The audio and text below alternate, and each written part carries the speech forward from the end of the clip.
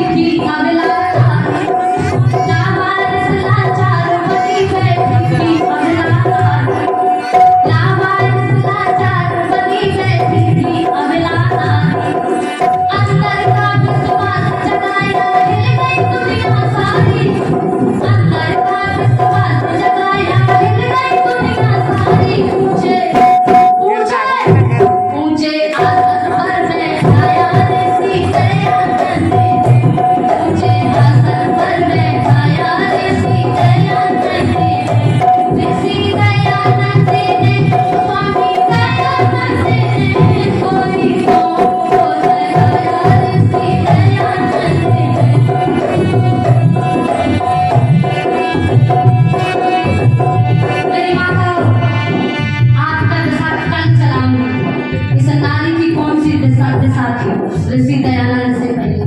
इसीलिए कवि में क्या लिखा है, एक कड़ी और रह गई है, उसको बोल करके वाणी को ग्रहण करूंगी। संचालक जी बहुत देर से संकेत कर रहे हैं, इनका भी तो ध्यान रखना। पिछड़े हुए समाज के अंदर आ गई कई पहाड़ी, पिछड़े हुए समाज के अंदर आ गई नई पहाड़ी। जात पात और छुआछात की तोड़ गया दीवाने, जात पात और छुआछात की तोड़ गया दीवाने। चक्कर सुखी का चलाया ऋषि दयानंद ने, चक्कर सुखी का चलाया ऋषि दयानंद ने, चक्कर सुखी का चलाया ऋषि दयानंद ने, ऋषि दयानंद ने, ओ ऋषि दयानंद ने, कोई को जगाया ऋषि दयानंद ने, कोई को जगाया ऋषि दयानंद ने, कोई को जगाया ऋषि दयानंद ने।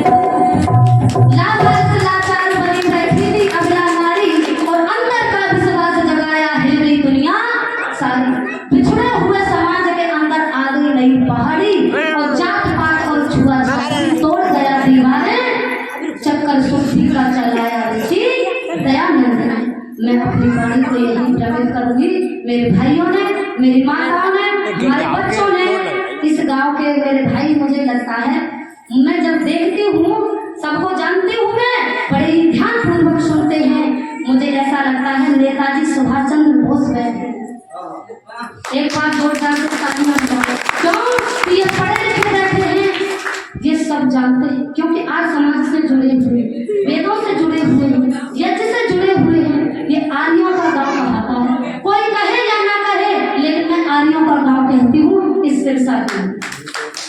बोलिए भारत माता की, मर्यादा पुरुषोत्तम श्री राम की, योगी राज श्री कृष्ण महाराज की। और हमारे बीच में हमारे बरेली से एक महात्मा जी, मुनि जी आए हैं, इनके लिए जोरदार से तालियां बजाओ।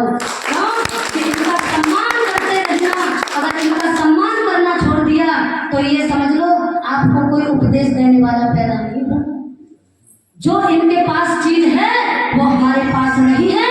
इसीलिए एक बार मैं जोरदार से तालियां बजवाना चाहूंगी इनके लिए, क्योंकि हमारे बीच में ये देव दयानंद जैसी महान आत्मा आ गई।